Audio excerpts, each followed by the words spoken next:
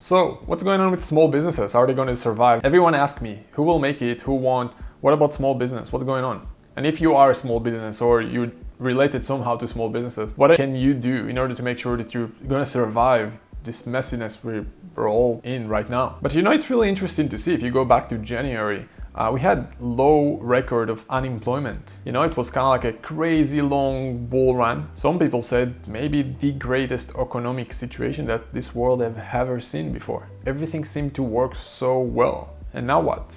The world changing like crazy. Federal reserves stepped in with their stimulus. They're manipulating interest rate and all that. Pretty much every government in the world right now is printing money.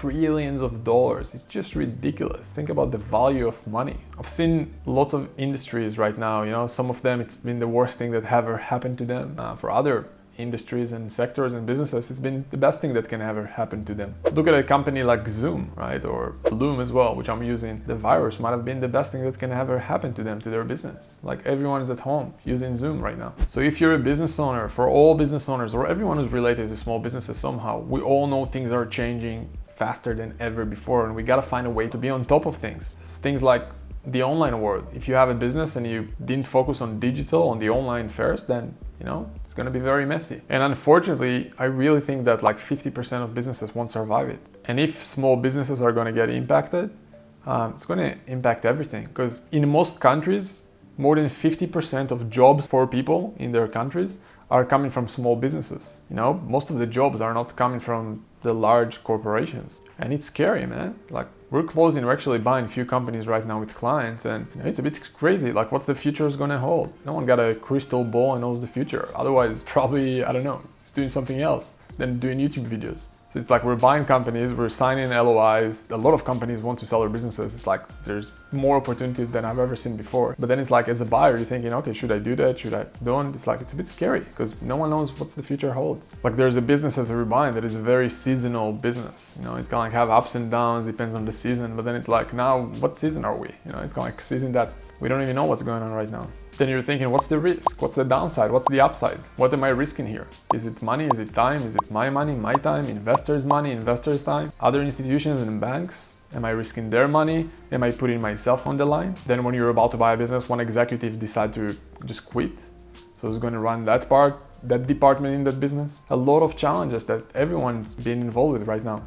So I can tell you our due diligence process on everything related to businesses right now is much more tight. We're taking things much more seriously. And we're almost thinking, hey, what's the best thing we can do here? How would we run this business if we started from scratch? How can we make sure we protect ourselves? And then also thinking, what's the other option? Giving up? No, I think the upside is worth it. A lot of the deals we're looking at, it's worth it. The upside is amazing. Creating jobs, creating impact, making money for a lot of people. In those times, it's kind of like, I know for me at least, internal decision, should I contract or should I try to expand and do even more? And then it's like, what else you gotta do? Do something. Business, I think in the end of the day, business comes down to execution. So right now, you're either gonna contract and be afraid, or you're gonna expand and compete and play. What else you gotta do? You gotta watch a TV show in Netflix. What else? If you watch a TV show, actually watch The Last Dance. That's a good TV show to watch. You look at Michael Jordan, he's out there, he's competing. Even when he's losing, he's going back to compete. It's just giving him more energy to compete. It's pretty inspiring to watch it. So you gotta ask yourself, if you're a small business owner, what are you gonna do? Or if you wanna buy a business, or if you work for someone else, ask yourself, what's safe right now? Is there anything that's safe right now? I think the only safe thing that we have right now is ourselves. Is looking inside and thinking, okay, what power can we bring? How can we trust ourselves more, to execute more, to serve more, to give more, to build bigger and better things? And in my industry, it's fascinating. A lot of baby boomers, they own businesses, but they don't want to deal with the recovery again. Kind of like what's going on in the economy right now, they're scared. And they don't need to do that. A lot of those baby boomers, they own multi-million-dollar businesses. They saved a few $1 million, they can retire safely. So a lot of them just ending up shutting down their doors. They're just shutting down successful, profitable, multi-million-dollar companies because they don't need it. They don't want to work hard. They don't need it. It's a bit sad to see, like good businesses who literally shut down their doors, selling their assets pennies on the dollars without the buyer wanting them. Because they're just like, I don't want to do it. I don't want to go to the business every day. And think about the baby boomers. It's not easy for them. They're kind of like older, bring everything. Now, when everything is online, everyone needs to be online. It's pretty difficult for people. Like I see my grandfather trying to learn about the internet world. It's not easy, right? And that's what those business owners think. In fact, if you hear and read the reports, there's trillions of dollars capital in businesses in baby boomers' hands that's going to change hands in the next decade. A lot of it is going to change hands. A lot of it is just going to disappear.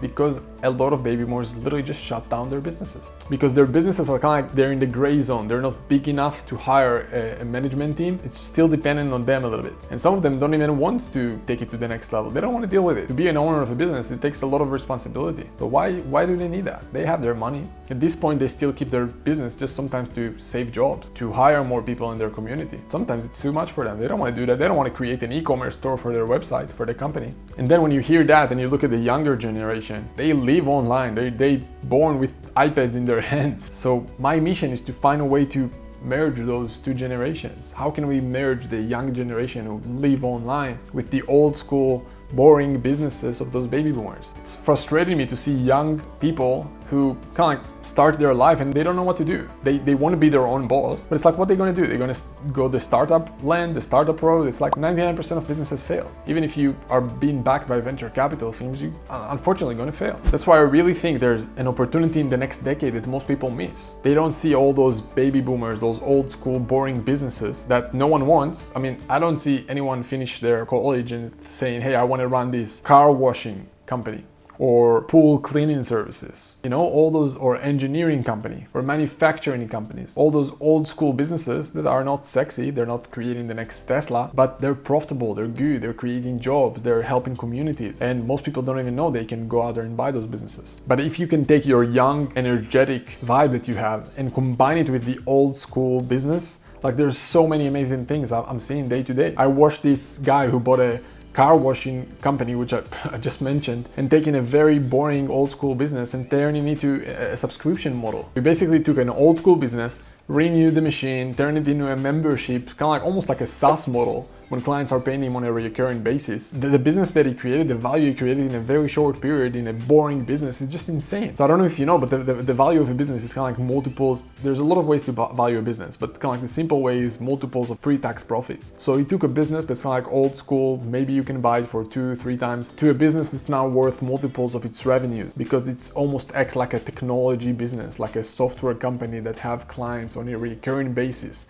It's just insane to see that, and everything is automatic. There's barely employees in the business. There's, I think, just like 1 or 2 employees running a multi-million-dollar business that acts automatically with good technology, with good membership area, kind of like turn subscription again and again every month. So think about it. He bought a business for like 2-3 times multiples of pre-tax profits, and now the business worth like probably 4 or 5 times multiples of its revenues of the top line, not the profits. So think with yourself, if you're a business owner or want to be a business owner, what can you do to bring your ideas into an old school business? Tell me in the comments below if you have some ideas and thoughts. How can you bring the digital world into an old school business? I've seen restaurants turning from like businesses that were about to collapse, turning into and pivot into a pickup and a delivery service. I've seen gyms who also were about to collapse, turning into creating training online and making as much money, if not more, as they did before. So what can you do in your business or in a business that you're looking to buy? Maybe you can buy it for a fair price and then turn it around, bring the digital world into it, and create an amazing business that the old business owner didn't even think about. And this is what this channel is all about. I really want to help you as hopefully the young entrepreneur, even if you're not young.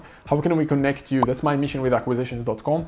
We have cool, exciting news coming soon, but I want to find out how can we connect you to those old generation baby boomers who are looking to retire, looking to sell, and how can you bring your energy and your technology knowledge into those businesses? Because I really believe that if you're young, if you're energetic, you can learn a lot of the business skills from the business owner. He would be your best mentor if you're going to buy the business, because you're going to make sure that you're going to learn as much as possible about his business. So I'm not worried about people with no experience buying businesses, because you can learn things. Yes, you're going to have a learning curve. Obviously, yeah, you're going to fail a little bit, but I'd rather you fail as a business owner, as someone who already have, revenues and profits and employees. Just growing leaders. I think there's no better way than growing leaders in the world by giving them to be the owner and be the manager of employees. Like, you learn so much when you have employees, it's just insane. You can learn so much about yourself. And you find out that at the end of the day, business is not just about yourself, it's about your employees, it's about the community, it's about the clients. And you understand that if you're not able to lead your employees, you can't lead your clients and you can't serve them. And if you can't serve your employees the right way, they can't serve the clients the right way. There's beautiful lessons that you can learn as a business owner if you're willing to be flexible and change And yeah, there's going to be a lot of changes right now in the economy and in pretty much every sector. But if you're going to be adjustable and willing to change, I think it's going to be an exciting decade for all of us. So go out there, find good businesses, turn around your business, create something meaningful. And at the end of the day, it's also about, can you execute better? Can you produce more? Can you take care about your clients a little bit more? Focus on those things. That's how you could really build amazing businesses and make sure that nothing happens to you even in this crazy situation. So hope you got some value. If you did, let me know in the comments below, and I'll see you soon.